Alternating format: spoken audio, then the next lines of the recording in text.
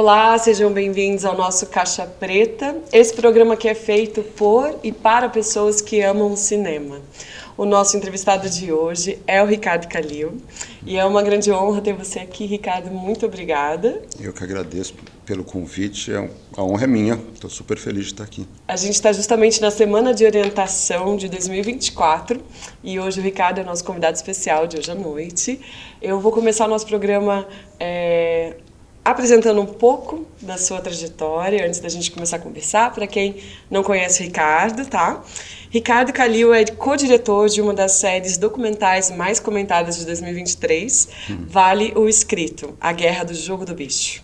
Ganhadora do prêmio APCA de 2023. É co-diretor e co-roteirista também de Noites de Festival e Em Nome de Deus, sobre o médium João de Deus, acusado por abuso sexual e outros diversos crimes. Dirigiu os documentários Os Arrependidos e Cine Marrocos, vencedores do Festival É Tudo Verdade nos anos de 2021 e 2019, respectivamente. Cine Marrocos também foi premiado nos festivais de Guadalajara, no México, como melhor documentário. E eu não sei falar essa palavra, essa cidade na Alemanha. Como é que diz? Doc Leipzig. Doc Leipzig. Me ajuda? O festival chama Doc Leipzig e a cidade é Leipzig, na Alemanha. Eu precisei de ajudas dos universitários, porque eu não falo alemão, mas ele participou como melhor documentário feito por diretor com até 3 longas. É co-diretor com o Renato Terra dos documentários Uma Noite em 67, de 2010, e Sou Carlos Imperial. Eu vi esse documentário no É Tudo Verdade, bacana. Eu amei, em 2016, e Narciso em Férias, em 2020. Este último estrelado por Caetano Veloso e selecionado para o Festival de Veneza. Foi crítico de cinema da Folha de São Paulo e outros veículos de comunicação. Atualmente trabalha como roteirista nos programas Conversa com Bial e Linha Direta da TV Globo. Uau! Uma longa jornada de trabalhos e histórias e o que é mais legal aqui do nosso programa, que eu gosto sempre de puxar a conversa por aí, pensando que a gente está numa escola, né, e que os nossos alunos têm muita curiosidade de pensar como tudo começou, Ricardo, e como que você foi construindo a sua história para chegar nesse espaço de hoje ser um documentarista, um cineasta e se você quiser começar do começo, fique à vontade, de onde que nasceu o seu desejo pelo cinema, o seu primeiro sonho, o filme que te cativou, aquele dia que você estava em casa e falou, nossa, eu quero fazer isso da minha vida. Fique à vontade, porque é uma conversa para ser próxima, íntima. Então, bacana. Conta um pouco pra gente como foi que você descobriu que você queria ser cineasta. Bacana, Vanessa. Você está lendo essa introdução, longa introdução, né? E eu me senti um pouco velho, né? Porque é muita coisa, realmente é uma longa estrada, assim, né? Já foi bastante coisa, graças a Deus, assim. Eu me apaixonei pelo cinema, acho que na adolescência, no sentido de me tornar um espectador assim mais organizado, assim, né? Ou seja, ver uma obra de um diretor e daí querer ver toda a obra daquele diretor, começar a acompanhar a crítica de cinema. Acho que para mim foi muito importante, talvez um primeiro mestre que eu tive como leitor foi o crítico de cinema da Folha, Inácio Araújo. Eu lia diariamente as colunas dele de cinema e ia atrás dos filmes que ele comentava e tudo mais. E quando eu fui decidir por uma faculdade, eu queria fazer cinema, mas era um momento que o cinema no Brasil estava muito por baixo, ainda não tinha a Carla Camurati com o Carlota Joaquina, né? A Embrafilme tinha acabado, era uma época confusa. Era Collor ali. A época do Collor, da extinção da Embrafilme, e eu pensei em psicologia também, talvez porque eu, além de gostar de cinema, eu gosto de ouvir as pessoas, e jornalismo. E eu, quando eu pensei em jornalismo, eu já pensei muito em ser crítico de cinema, assim, sabe? E eu acabei escolhendo o jornalismo porque era uma opção, de alguma forma, que, sendo crítico, juntava um pouco das outras coisas também. E eu lembro que na primeira semana de aula, assim, professor perguntou para os alunos o que cada um queria ser, e eu falei assim, eu quero ser crítico de cinema, especificamente, assim. E eu sempre tive muita sorte, assim, sabe? E o fato é que um pouco depois eu entrei na Folha, um pouco depois eu fui para a Ilustrada, que é o Caderno de Cultura, e acabei indo para a crítica de cinema mesmo. Fui colega do Inácio Araújo, que era meu ídolo, e de outras pessoas que eu admirava muitíssimo, assim. Escrevia sobre cinema de vez em quando ali, né? Porque tinha os grandes críticos. E em algum momento eu bateu aquele pensamento lá de trás de fazer, de realizar. Daí eu fui prestar cinema, me formei em jornalismo, depois fui fazer cinema na ECA, mas já estava uma vida de redação assim, muito agitada e eu não consegui levar o curso direito. Você chegou a passar no vestibular para cinema? Sim, então? sim. Eu fiz 2 anos, mas muito nas coxas, assim. E daí também, assim, ainda assim nessa angústia de realizar, em algum momento eu falei assim, vou tirar um sabático e fui fazer cursos de cinema em Nova York, na New School for Social Research, que é mais conhecida pelo Actors Studio, talvez, assim, né? E lá fiz alguns cursos, trabalhando com jornalismo ainda de lá, mas... E sempre nesse lugar do documentário? Não, o documentário surge um pouquinho depois, assim, né? Então você vai estudar cinema pensando também em ficção? Pensando muito em ficção. Ah, que legal. O documentário foi, assim, uma surpresa na minha vida, uma surpresa muito bem-vinda, assim, né? Volto de Nova York, vou trabalhar no Rio de Janeiro com o Renato Terra, que é é um excelente documentarista e virou um parceiro querido, e que tinha um projeto de um documentário sobre os festivais da canção. E eu, como escrevia sobre cinema na época, ele falou assim, olha, eu tenho a paixão pela música, mas preciso de alguém que tenha um olhar mais de cinema. E aí ele me convidou para fazer o filme que se tornaria Uma Noite 67, que é a nossa estreia, já um documentário. E a partir desse convite, a minha vida acabou, sem largar o jornalismo, indo muito para o documentário. Então, assim, esse é um resumo longo de como eu parto de uma paixão pelo cinema até conseguir fazer cinema.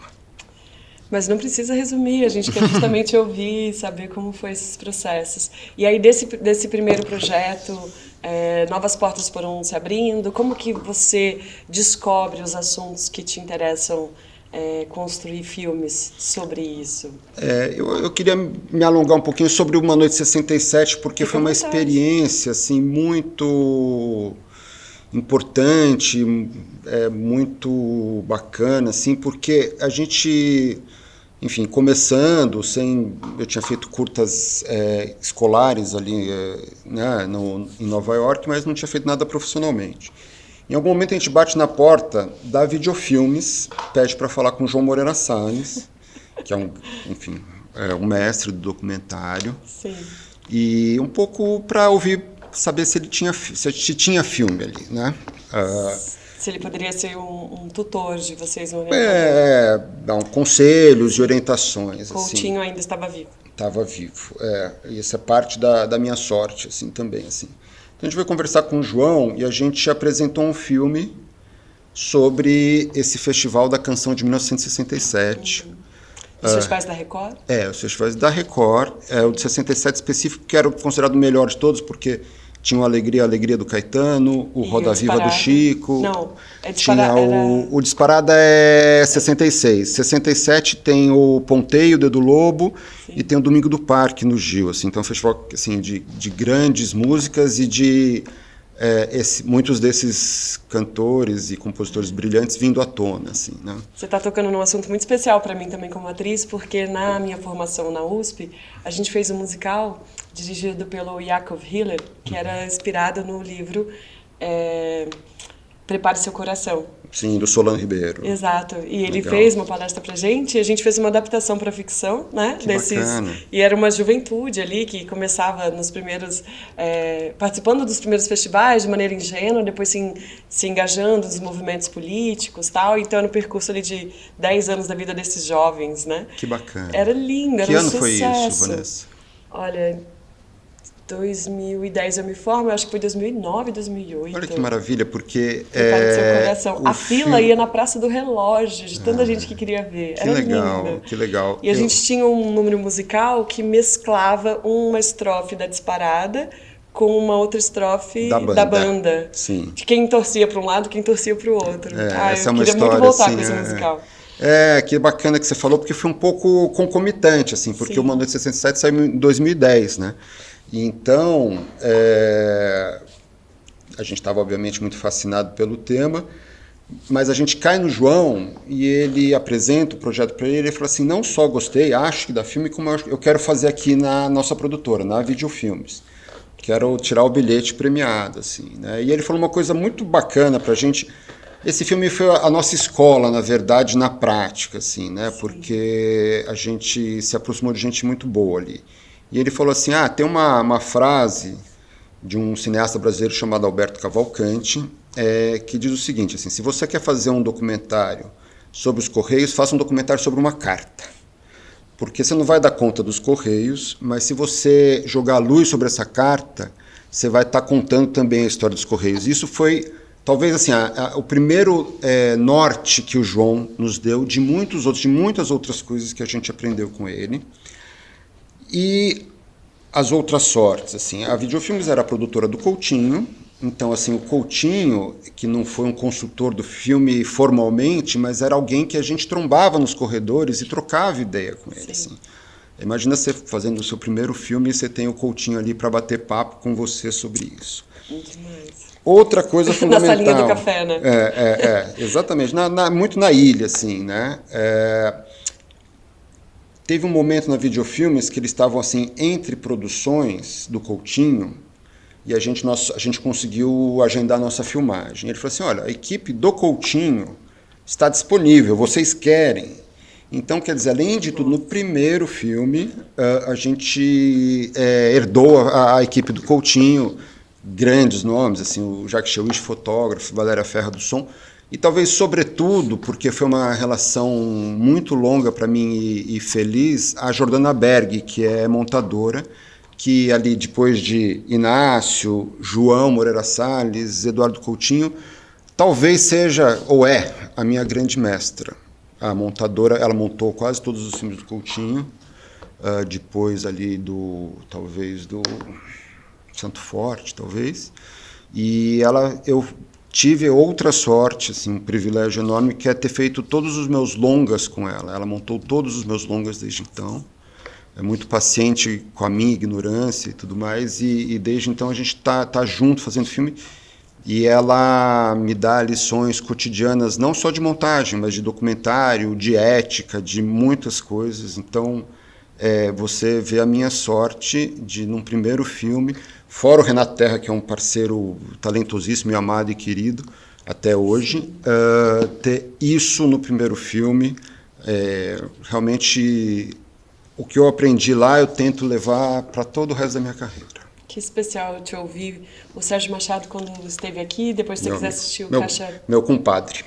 Quando você quiser assistir o Caixa Preta dele, ele também se emociona, até chora, de falar do Coutinho, desse momento dele com o Walter Salles, né? Sim. E aí o Coutinho sempre volta, assim, de algum momento tá presente aqui. Na nossa escola, bem na entrada, tem um cartaz dele assinado. Que maravilha. O Sérgio foi uma das pessoas que eu também encontrei no corredor ali. Sim.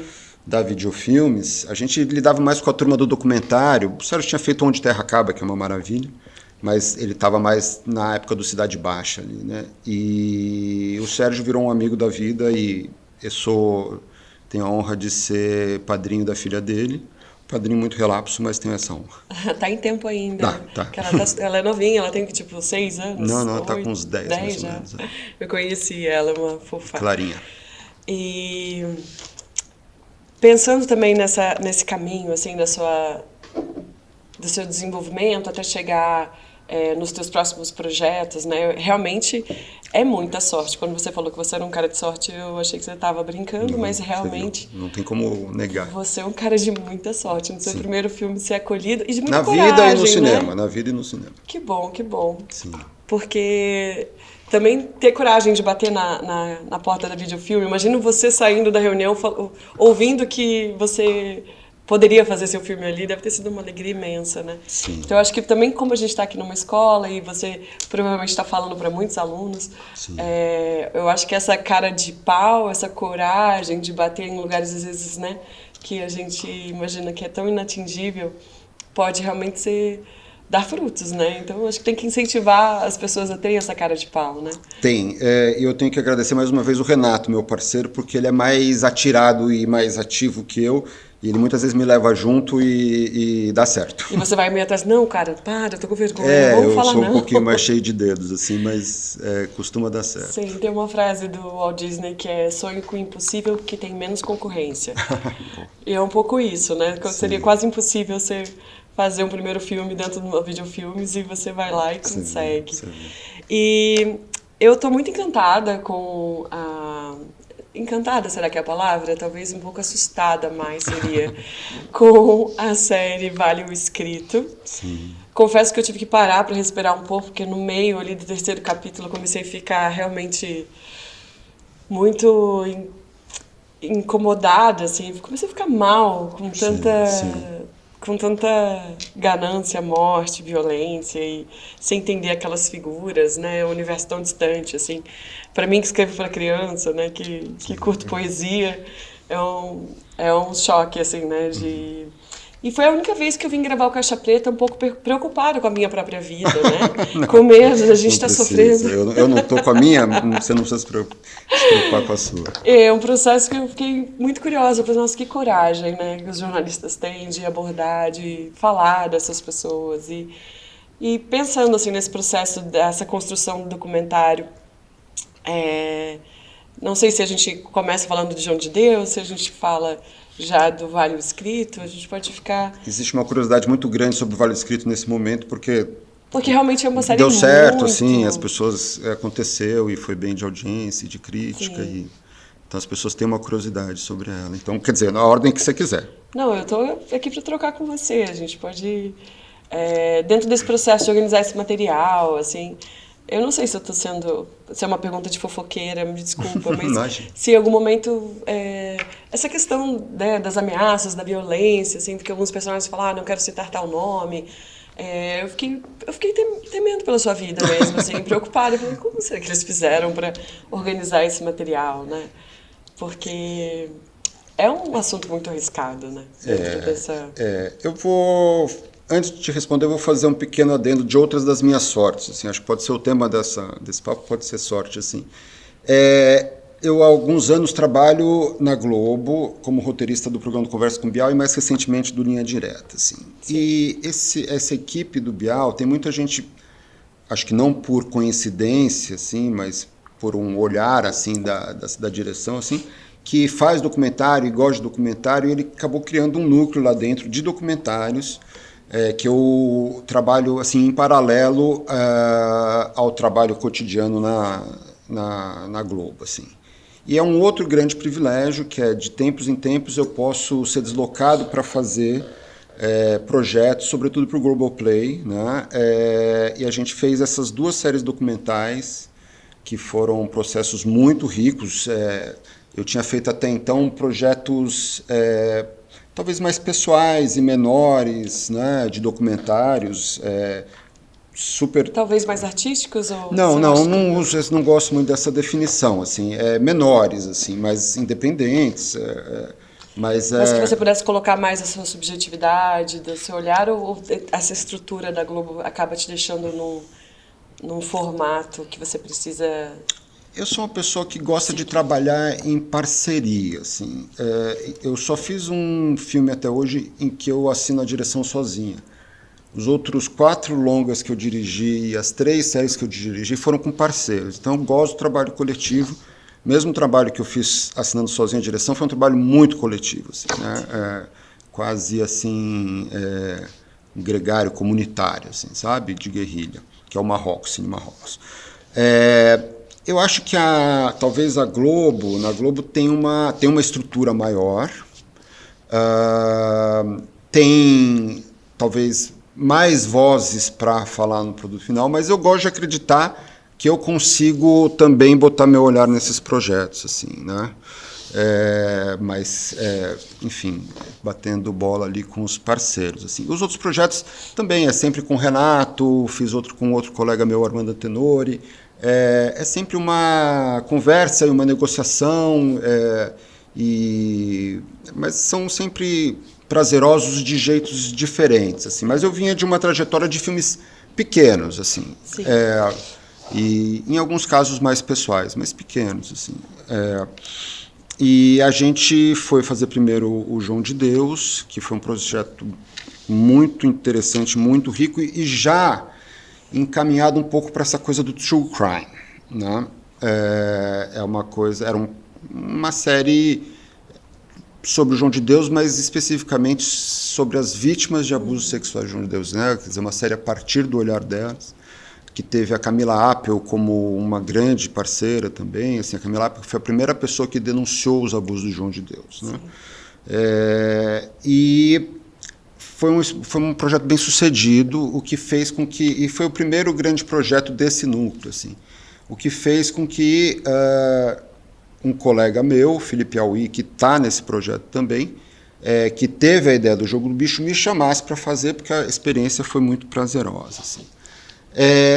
A questão do Jogo do Bicho, assim, da série sobre o Jogo do Bicho, Vale Escrito, que foi um projeto muito complexo, porque a gente começa sem saber quem ia falar para a gente, né? A gente parte também de uma ideia que eu aprendi desde Uma Noite 67 com o João, assim, que é muito mais rico se você tem uma história contada na primeira pessoa, ou seja, que a pessoa pode falar das suas próprias experiências e não o especialista, o historiador, o jornalista e tudo mais, também tem seu papel, mas é mais interessante falar na primeira pessoa. A gente tinha a ideia de que a gente queria que essa série fosse contada pelos próprios bicheiros, o que torna tudo mais complexo ainda, porque são pessoas que não gostam de falar de uma atividade que é uma contravenção, mas que muitas vezes também descamba para crimes, né?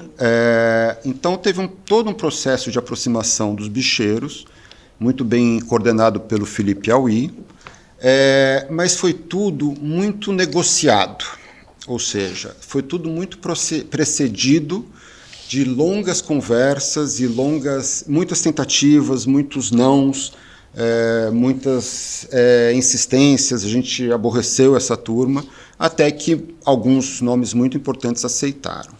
Como foi sempre muito negociado, e muito claro, no sentido de que a gente não ia fazer uma série para condená-los e nem para absolvê-los também, que a gente ouvia outras pessoas que iam falar dos lados sombrios da atividade, assim, isso de alguma forma foi uma proteção para a gente, né? Quer dizer, a negociação e a clareza, assim, né? A gente, na ilha de edição, muitas vezes brincava com a ideia de que a gente não iria viver por muito tempo, assim, mas era sempre uma brincadeira. A gente não correu riscos e a gente... estamos aqui, né? Até hoje. Já faz alguns meses que a gente lançou, acho que eu continuarei aqui. E parece que eu vi uma notícia na Folha que vai ter uma continuação. Isso não está confirmado ainda, Vanessa. Existe uma demanda, porque as pessoas gostaram e abraçaram a série. Foi uma repercussão muito feliz também. Assim, o processo foi difícil e complexo, mas a repercussão tem sido muito bacana. E as pessoas realmente mergulharam e ficaram fascinadas, aterrorizadas e obcecadas pela série. A segunda... Tem notícias... confirmando uma segunda temporada, mas isso não está confirmado lá dentro, assim, não tem nada concreto. Então são notícias um pouco assim, vamos dizer, wishful thinking, né? Um certo otimismo que como a gente fez uma primeira temporada apostando na ideia de que a história tem que ser contada pelos bicheiros, a gente quer manter esse conceito para a segunda temporada. A gente só não sabe quem vai falar com a gente, assim, e se vai falar com a gente. Então a gente só pode decidir se vai haver uma segunda temporada quando a gente tiver essas respostas. E de novos personagens, dos mesmos personagens, novamente? A gente pode voltar alguns personagens, mas o desejo é de fazer com novos personagens. Novos personagens. E Cine Marrocos. Sim. Eu fiquei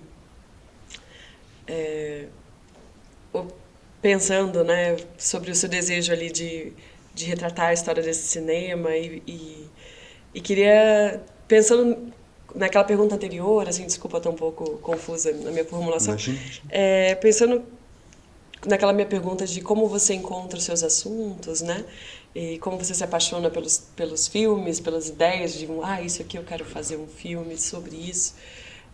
Queria que você contasse aqui um pouco pra gente qual foi o seu processo de apaixonamento pela essa ideia de fazer um documentário sobre um cinema tão especial como foi o Cine Marrocos e o que ele se torna, né? Ainda sendo um espaço especial para essas pessoas, mas para a gente que é cineasta, doído não ver como cinema, né? Claro. Eu acho que é bom falar do Marrocos, que talvez o Marrocos seja o filme que eu possa chamar de um filme pessoal ou autoral, porque nasce de uma obsessão, assim, ou melhor, nasce de uma maneira muito corriqueira, mas se torna uma obsessão, assim. Eu li a notícia no jornal ou na internet, de que havia uma ocupação nesse antigo cinema, no Marrocos.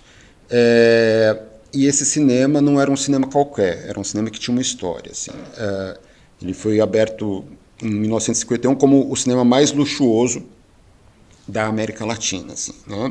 E ele, em 1954, sediou o primeiro festival de cinema do Brasil, o primeiro festival internacional de cinema do Brasil. Grandes nomes vieram para o festival, grandes atores, diretores, etc. E eu fiquei muito interessado ali por esse universo, marquei uma visita à ocupação, liguei para os líderes da ocupação e marquei uma visita e cheguei lá e fiquei muito maravilhado com aquele cenário daquele cinema de grande luxo, mas também habitado pela miséria e por pessoas, ao mesmo tempo, muito fascinantes e também histórias de vida muito ricas. E, ao mesmo tempo, eu fui no espaço do cinema em si, porque a ocupação se dava ali no saguão, no lobby ali do cinema e no prédio acima, assim. Mas a sala de cinema estava fechada, assim. Eu pedi para entrar na sala de cinema, ele só fazia as assembleias dele lá na sala de cinema, e era aquela tristeza de um cinema vazio, né, desocupado. Estava sem cadeira, estava sem tela, estava sem tudo, e um pouco ali na hora, assim, me deu a ideia de que vou reabrir esse cinema. E quase automaticamente veio a ideia seguinte, que era exibir os filmes do Festival de 54 no cinema.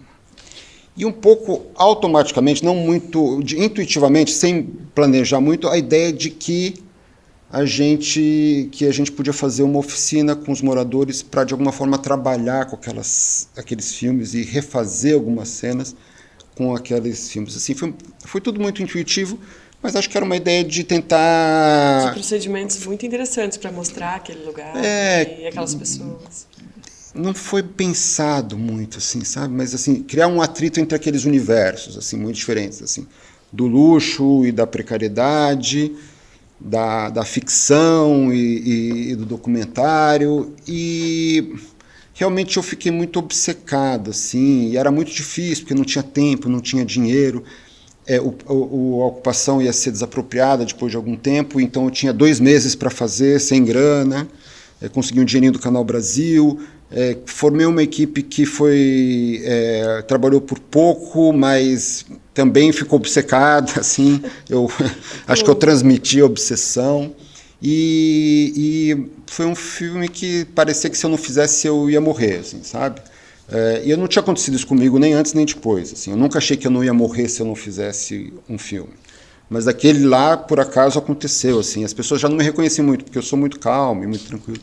Mas Você ficou completamente passional. Fiquei muito tomado pela coisa. Assim. E E é um projeto, enfim, é um filme maluco, meio estranho, mas é o meu filme do coração, talvez, porque nasceu dessa obsessão.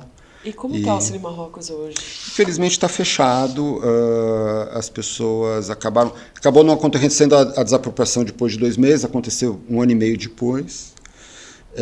E desde então está fechado, tem planos para transformar na Secretaria de Educação Municipal, mas, enfim, não fizeram nada a respeito e está triste, está murado e tudo mais, assim, é uma pena.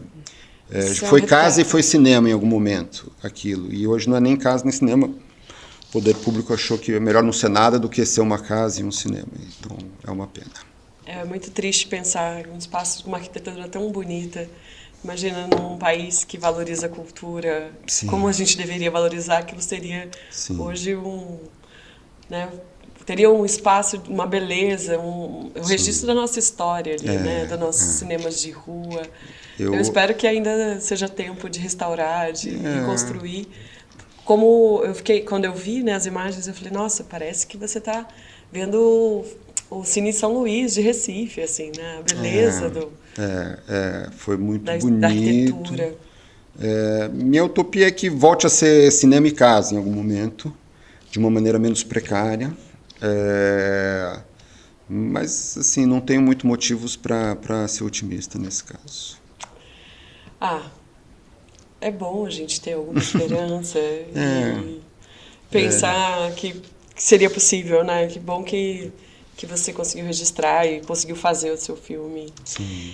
E pensando também, assim, em nome de Deus, né? Porque também nasce, assim, desse teu trabalho, sim, dessas parcerias ali dentro da Globoplay.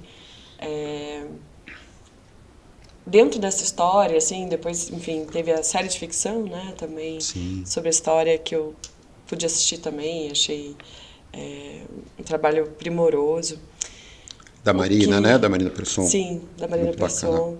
E dentro desse processo, assim, de pesquisa, de entrevista, de encontrar esses assuntos que você quer construir um documentário, né? Em algum momento você já se pegou pensando assim, acho que agora eu quero fazer ficção? Já me peguei aqui pensando. Tem um núcleo que eu quero desenvolver esse personagem, fazer uma história ficcional sobre isso. Eu tenho esse desejo desde lá atrás, mas esse desejo foi um pouco deixado um pouquinho de lado, tanto pelo jornalismo quanto a vida pessoal e os documentários, né, sobretudo, assim. Mas sim, eu tenho esse desejo. Eu me apaixonei pela ficção antes de me apaixonar pelo documentário.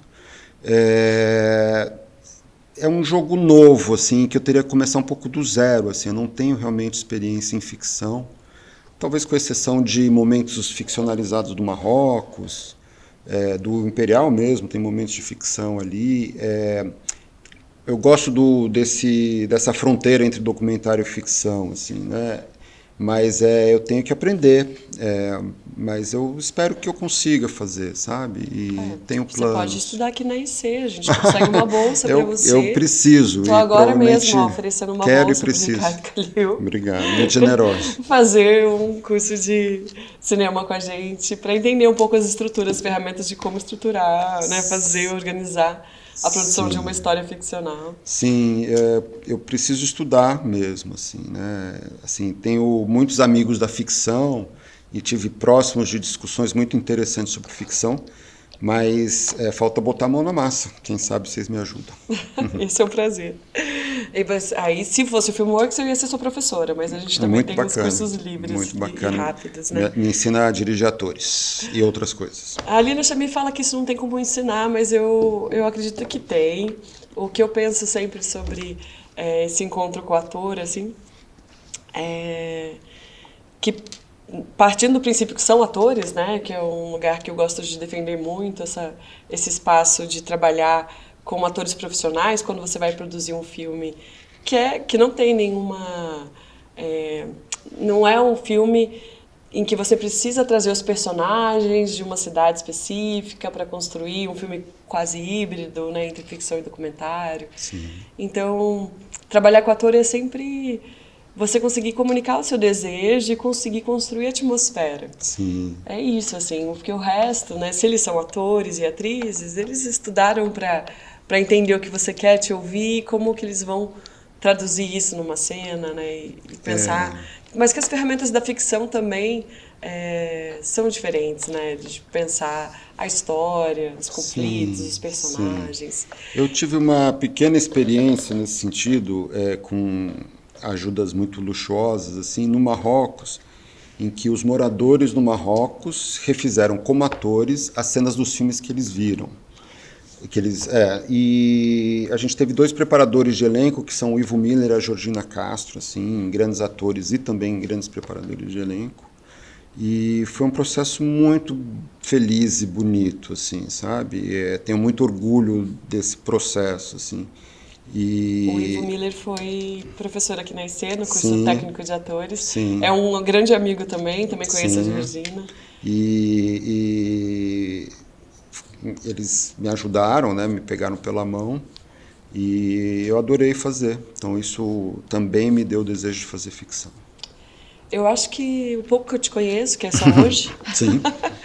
eu acho que quando você se apaixonar por um núcleo de história, assim, a ficção vai vir, vai te arrebatar e você vai falar, estou obcecado, eu preciso fazer esse curta, eu preciso fazer esse filme. O problema é que eu só tenho ideia para filme assim grande e caro e tudo mais, eu tenho que ser mais modesto assim para começar. Assim, começar com pequenas histórias, né? Sim, grandes sim. personagens.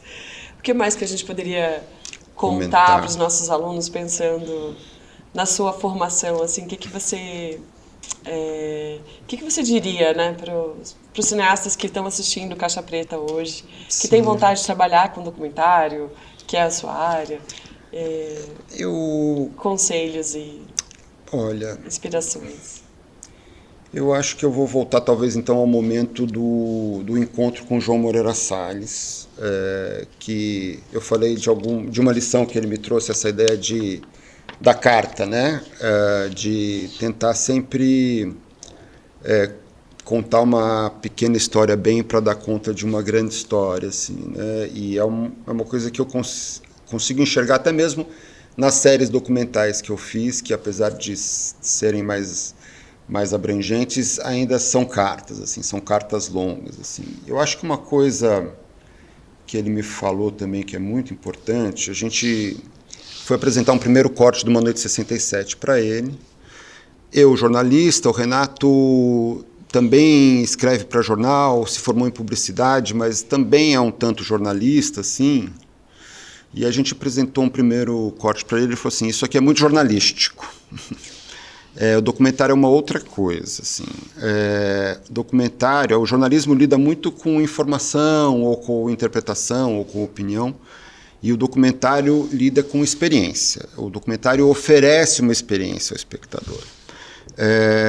E ele pegou um exemplo específico. Assim, a gente tem um episódio muito importante em 67, certamente passou por ele na tua peça, que é o Sérgio Ricardo quebrando o violão e atirando a plateia. E a gente fez um primeiro corte dessa cena em que a gente fazia assim, o Sérgio Ricardo explicava que ele apresentou a música nas eliminatórias e não gostaram, daí que ele mudou o arranjo, daí a gente cortava um pouco para ele discursando, daí ele voltava a explicar mais uma coisa, depois voltava ali e tudo mais, etc. E ele tentava dialogar com a plateia e ele foi vaiado durante 6 minutos antes de atirar o violão na plateia. E ele falou assim, tenta outra coisa aqui, tenta deixar 6 minutos de arquivo sem nenhuma fala. Ele sendo vaiado por 6 minutos até atirar o violão na plateia. Se você quiser botar uma falinha aqui antes e depois desse arquivo, você bota, mas deixa os 6 minutos. Daí a gente falou assim, não, as pessoas vão fugir do cinema, não é possível, está no começo do filme. Sim. 6 minutos de vaia, assim, sem interrupção. E daí, ele é muito mais sabido que a gente, né? Ele falou assim, não, ele deve ter razão, vamos fazer, ele já fez filmes, e fez ótimos filmes.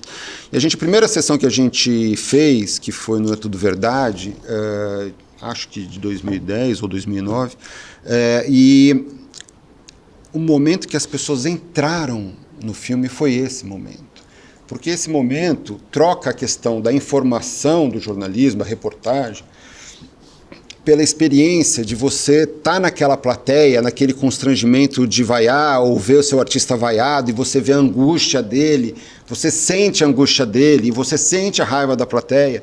E é isso que ele está falando assim, é essa experiência que você pode oferecer. No caso, esse filme é uma experiência de transportar o espectador para aquele tempo e para aquele lugar, assim, sabe? Não é uma experiência, não é uma informação sobre o que foi aquilo, é uma experiência, assim. E isso também é algo que eu tentei levar para a vida toda e para todos os filmes, assim, que os documentários, eu tento deixar minha bagagem de jornalista um pouquinho de lado. Tem coisas boas do jornalista também que eu levo, assim, sobretudo em séries investigativas, mas tentar entender o documentário como cinema, né, como uma expressão cinematográfica. Eu acho que o Vale Escrito, por exemplo, assim, gosto de pensar que um dos trunfos da série não é só a gente ter conseguido falar com as pessoas, mas a gente ter encontrado, dentro daquela história real, e respeitando as pessoas e os fatos, uma dramaturgia de ficção ali, que as pessoas veem aquele filme como uma experiência de um filme de máfia, de um filme do Goodfellas, ou do Succession, ou da Mulheres de Areia, assim, sabe? Então essa ideia que ele planta ali é uma ideia que eu levo até hoje e que eu acho que existe uma confusão comum entre pessoas que querem fazer documentário, de entender que eles vão fazer uma reportagem estendida como da National Geographic ou do Discovery. Não, tem que descobrir o que do seu documentário tem de cinema e não de jornalismo. Acho que isso é uma sugestão básica, assim, né? Um conselho que eu levo para a vida a partir dos encontros com o João, com a Jordana, com o Coutinho. Me lembra muito quando a gente também tenta incutir isso na cabeça dos nossos alunos, que justamente pelo filme ser uma experiência sensorial, né, como ensina ali no Chamy, em muitos momentos não é sobre a gente entender a história, né, mas é sobre a gente sentir aquela história. Não é entender que o tempo passou, mas sentir que o tempo passou. E ela fez isso perfeitamente no filme dela sobre a São Silvestre, né? Não é qual é a história da São Silvestre, é o que é estar naquela corrida histórica, tradicional, etc., que quer fazer aquela corrida, né? Quer viver essa experiência. Sim, né? sim, no documentário dela. Né? Encontrar. Sim. Ricardo, eu acho que a gente está caminhando para o final da nossa conversa aqui no Caixa Preta. Legal. Eu queria te agradecer e também pedir para você fazer uma fala de encerramento, assim, desejando boa sorte para os alunos, Claro. dar aquela motivada, porque o cinema é uma arte tão difícil de se realizar, é o sonho de tantos, né? E às vezes os nossos alunos não têm o apoio da família, não sabe exatamente o caminho, então eu acho que é um programa que muitas pessoas assistem e comentam depois comigo, nossa, eu escutei o que tal pessoa falou, me ajudou, eu estava com medo e eu tomei coragem e tal. Então, se você puder fazer uma fala de despedida para incentivar os jovens cineastas a seguirem seus sonhos, seus desejos, suas carreiras. Claro.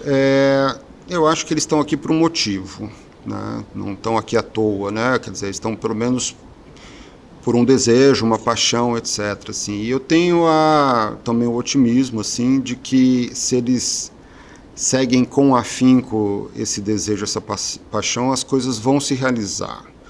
É claro que o desejo não é todo momento que ele encontra eco na realidade, assim, mas há caminhos e acho que o momento é bom.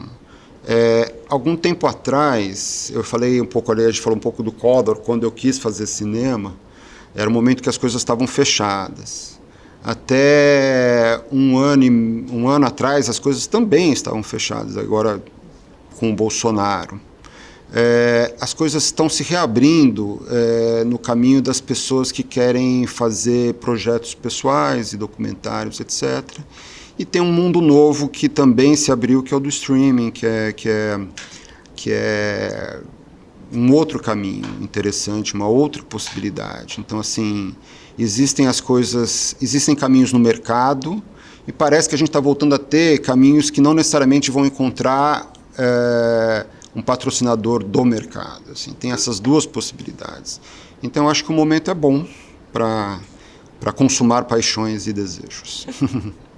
E estudar, e seguir o seu sonho de estudar cinema, de ser um cineasta, de trabalhar com arte e cultura, sim, que é a nossa missão aqui na escola, formar essas pessoas e ser um espaço de apoio e acolhimento, né, para esses sonhadores. Maravilha, foi um prazer. Foi um prazer. Muito bacana, muito Vanessa. Grande. Obrigada. Feliz que agora a gente vai seguir o papo com os alunos também. Aqui a gente segue hoje à noite aqui, né, fazendo no presencial a Semana de Orientação 2024. Obrigada, Ricardo, e obrigada a vocês que assistiram esse programa até agora.